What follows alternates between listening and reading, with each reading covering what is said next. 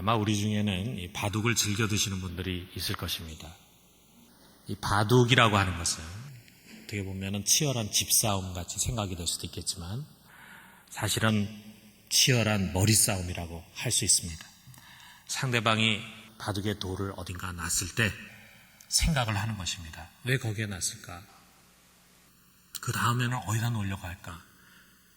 궁극적으로 여기서 이 사람이 하려고 하는 목적이 무엇인가? 이것을 생각해야 된다 이거죠.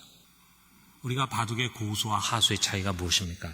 고수는 상대방의 수를 몇 수 앞서서 읽을 줄을 압니다. 그러나 하수는 상대방의 생각과 전략을 전혀 읽지를 못합니다. 지금 저는 바둑하고는 아무 관계가 없이 살아가지만 옛날 제가 중학교 때 처음으로 바둑을 좀 열심히 배웠던 것 같아요.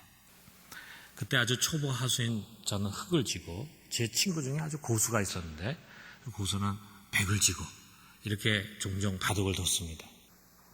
물론 제가 몇 점 깔고 뒀죠. 바둑을 두면서 제일 먼저 이제 구석에 있는 집을 놓고 싸움을 하게 됩니다. 저는 그 집을 어떻게든 차지해야지. 그 집만 보고 바둑을 두는데 고수인 제 친구는 바둑판 전체를 보면서 바둑을 두는 거예요. 그래서 저는 그 집 그리고 내가 어떻게든 이거 따먹어야지 하는 생각에 두면서 저 친구가 어때 여기만 두지 않으면은 내가 이거 잡아먹을 수 있는데 이런 생각을 합니다. 그러면 이상하게 그 친구가 말해요. 거기다가 두질 않고 저쪽 엉뚱한 데다가 말을 두는 거예요. 그러면 저는 속으로 아이고 잘됐다. 이 친구가 이걸 눈치 못한 모양이다 하고선 거기다 탁 넣고 제가 아다리 합니다. 그런데 그 친구는 하나도 그걸 개의하지 않고 말해요. 또 딴 데다가 말을 두는 거예요. 그러면 제가 몇 수 지난 다음에 백을 몇 개 잡아먹고 그리고 그 구석의 집을 차지합니다. 제가 승리의 깃발을 꽂는 거죠. 근데 그 다음에 어떤 일이 일어납니까? 내가 그 조그만 집을 차지하는 시간에 내 친구는 넓은 바둑의 벌판에 자기 흰 말뚝을 다 꽂아놓은 거죠. 대마를 다 차지해서 결국은 내가 지금하는 것입니다. 하수인 나는 그 친구의 마음을 읽지 못하는데 그 친구는 벌써 내 마음을 환히 뚫고 있어요. 어떻게 보면 우리 인생은 이런 바둑과도 같은 것입니다. 최고수인 하나님 아버지가 백을 쥐고 그리고 하수인 우리가 흙을 쥐면서 이 인생이라고 하는 바둑판에서 시합을 하고 있는 것입니다. 하나님은 나의 수를 환히 내다보고 있어요. 내가 왜 그것을 하는지, 그 다음에 무엇을 하려고 하는지 하나님 다 보고 있습니다. 그런데 나는 좀처럼 하나님의 수를 알지를 못합니다. 백기사인 하나님은 종횡무진 말을 놓는데 나는 그가 왜, 무엇 때문에 그곳에 말을 놓는지 이해를 못해요. 이해하지 못하는 것은 그것이 내 갖고 있는 공식에 맞지 않기 때문입니다. 사람에게 누구나 자기 공식이 있어요. 그 공식의 틀 안에서 되어지는 일들을 해석을 하게 됩니다. 하수일수록 공식이 아주 단순합니다. 바둑의 6급이라고 하는 말이죠. 바둑 6급, 초보잖아요. 그 사람이 갖고 있는 바둑의 정식이라고 하는 것은 아주 기본적인 것입니다. 그런데 그 룰을 가지고 바둑을 두다 보면은 벽에 부딪혀. 이 바둑의 세계라고 하는 것이 그저 몇 개의 룰로 이루어지는 것이 아니거든요. 그러나 8단을 한번 생각해 보세요. 고수 8단. 그 8단이 갖고 있는 바둑의 정석은 무궁무진합니다. 수만 가지의 경우의 수를 꿰뚫고 있어요. 우리 신앙인들에게도 보면 나름대로 공식이라는 게 있습니다. 한 가지 예를 든다면 아마 여러분 이런 거 들어보셨을 거예요. 영혼이 잘 되면 육신이 건강하고 사업도 잘 된다. 그러니까 우리가 영혼이 잘 되면, 다시 말하면 신앙생활 잘하고 기도생활 열심히 하면 건강도 따라오고 그리고 하는 일도 잘 된다 이거죠. 우리가 소위 삼박자 구원이다 라고 하는 말 여러분 들어보셨을 거예요. 한때 어느 교단에서 아주 이걸 기치로 세워가지고 열심히 이거 심어주는 교단이 있었습니다. 또 뭐 그런 얘기 여러분 들어보셨는지 모르겠는데 영통하면 인통하고 인통하면 불통한다. 생소하신 분도 있을 거예요. 하나님하고 잘 통하면 사람들과도 잘 통하고 그러다 보면 재물하고도 잘 통한다. 그래서 대개 보면은 신앙생활 잘하면은 사업도 잘 되고 돈도 잘 벌고 형통하다. 이런 공식이죠, 공식. 그래서 여러분, 우리의 현실이라고 하는 것은 이런 단순한 공식으로 이해되지 않는 것들이 너무도 많습니다. 여기저기 다양한 이 고난의 복병이라고 하는 것들이 숨어져 있어요. 신앙생활을 내가 충실해도, 영적 생활을 잘해도 여러 가지 시련을 만날 수 있습니다. 믿었던 사람이 배신을 하고 큰 병이 생기고 깊은 한숨으로 자식 걱정을 해야 하고 사업이 기울고 믿어서 맡겼던 은행이 파산을 해가지고 재산을 날리고 가난이 찾아오고 시험에 낙방하고 직장을 잃고 이렇게 현실에 아주 거대한 벽에 부딪히는 일들이 종종 일어납니다. 하나님은 이 내 인생의 바둑판에 종종 내가 예상하지 못하는 것, 원하지 않는 곳에 말을 놓으세요. 우리는 씨름하듯이 질문합니다. 왜 내가 이런 어려움을 당해야 하나? 왜 내 인생 속에 이 가시가 뽑히지 않고 계속 있어야 하나? 언제까지 이것이 계속될까? 정말 대부분 답이 쉽지 않은 이런 질문을 하게 됩니다. 오늘 우리가 읽은 이 성경은 이러한 여러 가지 고난을 이해하고 대면하는 중요한 열쇠를 하나 던져주고 있어요. 이 말씀은 이런 도전적인 명령에서 시작이 됩니다. 2절에 보니까. 자, 2절 우리 같이 한번 읽어봅시다. 내 형제들아, 너희가 여러 가지 시험을 당하거든 온전히 기쁘게 여기라. 너희가 어려움 당할 때, 문제를 만날 때, 고난을 당할 때 슬퍼하고 낙망하지 말고 기뻐해라. 적당히 기뻐하는 것이 아니라 완전히 기뻐해라. 자, 여러분 어떻습니까? 이 가능한 이야기입니까? 어떻게 보면 굉장히 불합리한 그런 명령이 아닙니까? 우리가 이 2절에 나와 있는 이 귀한 하나님의 명령이 과연 우리에게 합당한 것인가 하는 것을 우리가 한번 생각을 해봐요. 여기 시험을 가르치는 페이라스모스라고 하는 단어는 말이죠. 크게 두 가지 뜻을 갖고 있어요. 하나는 유혹이라고 하는 뜻입니다. temptation. 그리고 다른 하나는 이 테스트라고 하는 뜻이에요. 유혹은 우리가 갖고 있는 믿음을 꺾고 우리를 넘어지게 하려고 하는 사단이 던진 덫입니다. 그러나 테스트라고 하는 것은 우리의 믿음을 한 단계 더 높이기 위한 하나님의 시험입니다. 그러나 우리가 사실 우리 현실에 찾아오는 고난들을 놓고 보면은 어느 것이 하나님이 주시는 건지 어느 것이 사단이 주는 건지 우리가 그것을 정확하게 분별한다는 것이 어렵습니다. 우리가 확신할 수 있는 것은 뭐냐? 그것이 누가 주는 것이건 하나님이 허락하지 않으면은 어떠한 고난도 우리에게 찾아올 수 없다. 이게 참 중요해요. 여러분 욥의 예를 한번 제가 들어볼게요. 자, 욥의 고난은 어디서 온 것입니까? 그가 어느 날 하루아침에 자기가 갖고 있는 그 수많은 재산을 한순간에 다 날려버렸어요. 그가 갖고 있는 자식들도 한순간에 다 죽었습니다. 누가 그렇게 한 것입니까? 여러분 성경을 분명히 보셨을 거예요. 누가 그렇게 했습니까? 사탄이 그렇게 했다 이거죠. 그러나 그가 자기 마음대로 그렇게 한 것이 아닙니다. 먼저 하나님의 재가를 얻는 것을 성경이 우리에게 가르쳐주고 있어요. 욥기 1장 12절에 보면은 여호와께서 사단에게 이르시되 내가 그의 소유물을 다 내 손에 맡기노라. 다만 그의 몸에는 내 손을 대지 말지니라. 자, 하나님이 사단에게 욥의 모든 소유물을 다 맡긴다. 이렇게 말씀하신 것이 우리 언뜻 사실 잘 이해가 안 되는 부분이 있죠. 자, 하나님의 재가를 받은 욥은 말이에요. 당장 욥에게 달려가가지고 욥의 재산을, 욥의 소유물을 한순간에 다 파괴시켜버립니다. 그럼 하나님이 허락하지 않은 것이 있어요. 그의 몸에는 손을 대지 말라. 손을 못 댑니다. 그가 이 욥의 소유물과 자녀를 다 파괴시킨 것은 욥으로 하여금 망하게 하기 위한 나쁜 목적입니다. 그런데 이 사단에게 욥에게 고난을 줄 수 있는 그런 고난을 주신 하나님의 목적은 전혀 다른 거야. 하나님이 왜 욥의 고난을 허락했는가? 그것은 사단과 같이 욥을 망가뜨리기 위해서가 아닙니다.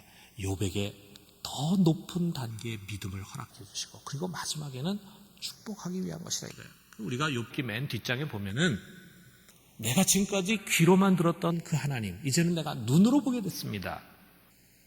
나의 죄와 허물을 주님 앞에 고백하며 한탄합니다.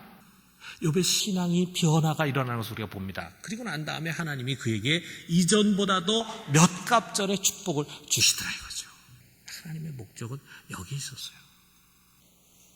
그러므로 여러분, 내가 고난과 어려움 당할 때 이것이 어디서 왔느냐, 이것이 중요하지 않습니다. 중요한 것은 우리에게 찾아오는 모든 시험이 결국은 하나님의 주권 하에서 우리에게 찾아온다고 하는 사실이에요.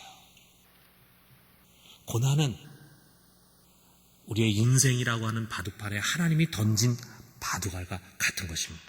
왜 여기에 그가 이것을 놨는가? 그 수를 우리가 읽을 수 있어야 합니다. 이것이 바로 지혜입니다. 이 세상에 지혜를 가지고 많은 지식을 얻을 수 있지만 정말 우리에게 필요한 지혜는 바로 이것입니다. 하나님의 마음과 그 수를 읽을 수 있는 지혜. 이 지혜가 가장 중요하다. 여러분, 하나님 왜 우리들에게 여러 가지 믿음의 시련을 허락하십니까? 왜 이런 식의 바둑을 두십니까? 그 답이 이거예요. 여기 3절 4절에 있는 말씀이에요. 우리 같이 한번 읽어봅시다. 시작. 이는 너희 믿음의 시련이 인내를 만들어내는 줄 너희가 알미라. 인내를 온전히 이루라. 이는 너희로 온전하고 구비하여 조금도 부족함이 없게 하려 함이라. 한마디로 하나님은 그의 자녀된 여러분과 나를 온전하고 조금도 부족함이 없는 자로 만들려고 하는 욕심을 갖고 계신 분이십니다. 우리 중에도 보면은 참 자식에 대한 욕심 많은 부모가 있죠. 자식을 최고로 좀 키우고 싶다. 우리나라 사람은 뭐 대부분이 다 자식 교육에 대해서 욕심이 많이 있지만, 그래서 때로 오바마 대통령이 우리 한국의 교육을 불허하고 미국 사람들에게 우리는 이렇게 해야 된다 이런 이야기를 종종 하지만, 특별히 유달리 참 자식에 대해서 애살이 많은 그런 부모들이 있어요. 그래서 학교 끝나면 그 앞에 대기하고 있다가 싫어가지고 피아노 학원 데리고 가고, 그 다음에 끝나면 태권도장 데리고 가고, 그 다음에 또 과외 선생님 붙여가지고 공부하고, 그래가지고 우리 애를 참 유별나게 특별히 잘 키워가지고 서울대학이 아니라 하버드대학 보내고 싶다, 이렇게 해가지고 목표를 세우고 하시는 분들이 있어요. 어떤 분들은 우리 애 대통령 만들어야 되겠다 이런 생각을 가지고 애를 벌써부터 교육시키는 그런 분도 있습니다. 엄마가 운전기사 노릇하는 거예요. 근데 여러분, 그렇게 해서 최고가 되는 거 아니에요. 저는 우리 성도들이 이런 비전과 꿈을 우리 자녀들에게 가졌으면 좋겠어요. 나는 우리 애를 어거스틴이나 루터나 칼빈과 같이 영적인 거인을 만들어서 정말 이 세상을 변화시키는 그런 아이가 되게 만들고 싶다. 한번 이런 비전을 좀 품어보십시오. 우리 성도들이 이제 좀 우리 자녀들을 말이야 신학교를 좀 많이 보내는 그런 가정이 나왔으면 좋겠어요. 이제 우리 부산중앙교회는 신학교 가는 학생이 많지가 않아요. 좀 훌륭한 목사를 좀 만드는 그런 비전을 좀 갖는 분들이 많았으면 좋겠습니다. 우리 자녀 키워가지고 뭐 훌륭한 정치인 만들고, 그 다음에 뭐 돈 잘 버는 사람 만들고, 세계적으로 뭐 이름 높이는 그런 사람 만들다 하는 그런 꿈, 물론 그것을 통해서 신실한 평신도 지도자를 세우려고 하는 것, 그것도 좋습니다. 그러나 우리 시대에는 정말 능력 있는, 잘 준비된 훌륭한 영적인 지도자가 많이 필요해요. 여러분, 그런 비전을 좀 가졌으면 좋겠어요. 자, 그런데 우리가 우리 자녀에 대해서 우리 자녀를 훌륭한 사람으로 만들어야 되겠다라고 하는 그런 욕심을 갖고 있는 것 훨씬 이상으로, 하나님은 우리 한 사람 한 사람을 그냥 대충 갖춰진 사람, 이런 사람 되기를 원하는 것이 아닙니다. 대강 수준에 이르면 만족하는 그런 분이 아니에요. 우리를 조금도 부족함이 없는 온전한 자녀로 만들기를 원하십니다. 자기를 닮은 사람이 되기를 원하십니다. 그러므로 예수님도 이렇게 가르치셨어요. 마태복음 5장 48절에 보면 그러므로 하늘에 계신 너희 아버지의 온전하심 같이 너희도 온전하라. 우리의 삶과 우리의 행동의 표준이 어디냐? 훌륭한 사람이 아닙니다. 우리 하나님이 행하시는데도 우리도 행해야 되겠다. 이런 목표를 가지고 살아가라 이거예요. 우리는 대충 세상 사람들보다 조금 나은 모습에 만족해하는 사람들이 아닙니다. 우리의 목표는 하나님 아버지 바로 그분입니다. 이것이 하나님이 우리에게 정해주신 목적지입니다. 그렇다면은 이 조금도 부족함이 없이 모든 것을 구비하여 온전하게 된 그 척도, 그 바로메타가 뭐냐? 그 바로 인내라, 인내. 여러분, 여기 인내라고 하는 히포모네라고 하는 말은 참을성, 확고함, 견고함, 지속성, 이것을 가리키는 말입니다. 인내를 온전히 이룬 사람은 곧 온전한 사람입니다. 우리 하나님 아버지 어떤 분입니까? 오래 참으시는 분, 인내의 하나님이세요. 여러분, 우리 예수님 어떤 분이십니까? 인내의 주님이십니다. 우리 주님은 이 세상에 오셔서 우리에게 일절 인내의 본을 보여주셨어요. 겟세마네 동산에서 유대인이 그를 잡으러 왔을 때 이 모습 보고 분개한 그의 수제자 베드로가 칼을 빼가지고 맨 앞장서서 오는 종 말고라고 하는 귀를 잘랐습니다. 그래서 예수님께서 그 귀를 만져주시고 고쳐주시면서 말씀하셨어요. 이것까지 참으라. 대제사장의 뜰에 끌려갔습니다. 전혀 하지 않은 그 일을 거짓으로 모함하는 사람들의 모욕, 그리고 무례한 자들의 구타, 이것을 주님은 다 참으셨어요. 스승의 면전에서 그를 모른다고 3번이나 저주하면서 맹세하면서 부인한 베드로의 배신을 그는 참으셨습니다. 빌라도 법정에서 억울한 고소와 전혀 불이한 판결과 모진 채찍질을 주님은 참으셨습니다. 그 머리에 가시면류관을 쓰고 그 무거운 십자가를 지고 비아돌로로사 고난의 길을 따라 올라가면서 골고다 언덕에서 마침내 그 십자가에 못 박히셨습니다. 그리고 6시간을 그 저주의 나무에 매달려서 모든 것을 참고 견디셨습니다. 시작부터 끝까지 이것은 전혀 말도 안 되는 사건이죠. 부조리하고 불합리하고 불의함으로 똘똘 뭉쳐져 그의 10분의 1만 당해도 우리는 가만히 있지 않고 분노하고 항의하고 항변하고 우리를 변명하고 살아나고 싶어서 발버둥칠 것입니다. 그러나 주님은 그 모든 것 가운데서 묵묵히 참으셨습니다. 이사야가 53장 7절에서 그래서 이렇게 표현했어요. 그가 곤욕을 당하여 괴로울 때에도 그의 입을 열지 아니하였으며 마치 수도장으로 끌려가는 어린 양과 털 깎는 자 앞에서 잠잠한 양같이 그 입을 열지 아니하였도다. 여러분, 우리가 본받아야 할 그 예수님, 그분은 바로 인내의 주님이셨습니다. 그렇기 때문에 데살로니가 후서 3장 5절에 이렇게 말하고 있습니다. 주께서 너희 마음을 인도하여 하나님의 사랑과 그리스도의 인내에 들어가게 하시기를 원하노라. 그리스도의 인내. 우리가 조금만 일해도 참지 못하고 분노하고 혈기를 내고 그리고 낙심하고 주저앉는 것은 아직 우리 속에 그리스도의 인내가 형성되지 못했기 때문입니다. 하나님, 우리가 예수님처럼 인내의 사람이 되기를 원하십니다. 그렇다면 그 인내라고 하는 것이 어디서 생기는 것입니까? 공방에서 우리가 함께 머리를 맞대고 성역 공부한다고 생기는 것입니까? 형통하고 편안한 환경에서 주어지는 것입니까? 아닙니다. 예수님과 똑같이 고난을 통해서입니다. 여기 3절에 이 말씀 주시는 거예요. 이는 너희 믿음의 시련이 인내를 만들어내는 줄 너희가 압니다. 너희가 알고 있다. 인내라는 것이 어디서 만들어지는지, 그것은 다른 곳에서 만들어지지 않습니다. 오직 믿음의 시련, 거기서만이 인내가 만들어집니다. 고난이 없이는 인내가 만들어지지 않습니다. 고난을 겪지 않는 성도는 결코 온전해질 수 없습니다. 성장하지 못합니다. 인내를 만들 기회를 얻지 못했기 때문입니다. 이것이 바로 하나님이 그의 자녀된 우리들에게, 우리는 비록 싫지만 그럼에도 불구하고 그 고난을 허락하시는 중요한 이유입니다.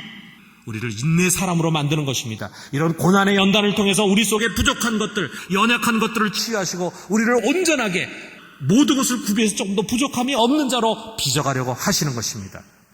이 목적을 가지고 우리 하나님은 장구 끝에 바로 여기에 바둑돌을 두시는 것입니다. 그렇기 때문에 지금 여러분과 나에게 그런 어려움이 찾아온 것입니다. 여러분 이걸 믿으십니까? 만약 우리에게 찾아오는 모든 고난 속에 하나님의 이 깊은 생각과 뜻이 담겨져 있다는 것을 분명히 믿는다면 2절의 이 명령은 더 이상 불합리하게 여기지 않을 것입니다. 2절에 있는 말씀처럼 내 형제들아 너희가 여러 가지 시험 만나거든 온전히 기쁘게 여기라. 기쁘게 여기라. 고난의 유익을 볼 수 있는 믿음의 눈이 있다면 그것은 도리어 기쁨과 감사의 조건이 될 것입니다. 여러분 우리는 아버지의 수를 읽을 수 있어야 합니다. 이것이 참 지혜입니다. 그 지혜가 부족하기 때문에 우리는 여러 가지 시험 만나면 당황합니다. 근심합니다. 두려워합니다. 분노합니다. 원망하고 나아서 절망하는 것입니다. 그러므로 야고보는 이 지혜를 하나님께 구하라고 명령합니다. 5절에 보니까 너희 중에 누구든지 지혜가 부족하거든 모든 사람에게 후히 주시고 꾸짖지 아니하시는 하나님께 구하라. 그리하면 주시리라. 여러분 이 하나님이 가장 기뻐하는 기도입니다. 우리에게 하나님의 뜻을 알 수 있는 지혜를 주시옵소서. 정말 하나님의 기도 기뻐하세요. 이런 기도는 반드시 응답이 됩니다. 의심하지 말고 두 마음 품지 말고 구하라는 것입니다.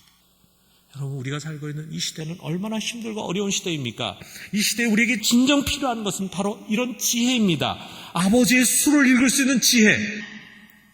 그 지혜로 여러분의 현실을 보십시오. 슬픔이 아닙니다. 기쁨입니다. 원망이 아니고 감사합니다. 절망이 아니라 소망이고 두려움이 아니라 평안입니다. 일본의 마쓰시다라고 하는 회사를 일으킨 마쓰시다 고노스케 회장이 있어요. 우리가 내셔널이라고 하는 전자제품 여러분 보셨을 거예요. 이 회장이 어떤 자리에서 자신이 하늘의 큰 은혜를 3가지 입고 태어났다고 말했습니다. 사람들이 궁금했어요. 그 3가지 은혜가 뭐냐? 머리가 똑똑하고 비범하고 그리고 뭔가 사리분별력이 있고 사람을 잘 친화력이 있고 뭐 이런 것이 있어가지고 이런 큰 기업을 일으켜서 그것을 감사하고 있는가 하는 마음을 가지고 물었습니다. 그랬더니 그가 대답했습니다. 그가 하늘로부터 입은 은혜 3가지가 뭔가 가난한 것, 허약한 것, 못 배운 것이라고 했어요. 그 소리를 듣고 사람들이 놀라서 물었습니다. 아니 이 세상에 불행을 다 갖고 태어나셨는데 오히려 하늘의 은혜라고 하니 이해할 수가 없습니다. 그러자 이 마쓰다 회장이 이렇게 대답했어요. 나는 가난 속에서 태어났기 때문에 부지런히 일하지 않고는 잘 살 수 없다는 진리를 깨달았습니다. 또 약하게 태어난 덕분에 건강의 소중함도 일찍 깨달아 몸을 아끼고 건강에 힘써서 지금 90살이 넘어서도 30대의 건강으로 겨울철에 냉수마찰을 하고 있습니다. 또 초등학교 4학년을 중퇴했기에 항상 세상의 모든 사람을 나의 스승으로 받들어 배우는데 노력하여 많은 지식과 상식을 얻었습니다. 그러므로 내 불행한 환경은 모두가 나를 이만큼 성장시켜주기 위해서 하늘이 준 시련이라고 생각되어 감사하고 있습니다. 놀랍지 않습니까? 여러분의 감사할 큰 은혜는 무엇입니까? 여러분 지나간 불행은 원망의 대상이 아닙니다. 지금의 여러분을 만든 감사의 대상입니다. 지금의 시련은 슬픔의 대상이 아니라 기쁨의 대상입니다. 변화와 성장의 기회입니다. 그 고난 뒤에 숨어있는 하나님 아버지의 수를 읽으십시오. 우리 아버지는 우리를 온전하게 빚어가고 싶은 것입니다. 그러므로 당면한 그 문제로 인해서 두려워하거나 낙마하지 말고 평안과 소망을 가지고 우리의 인생을 주님의 손에 맡기는 우리 모두가 되기를 주님의 이름으로 축원합니다.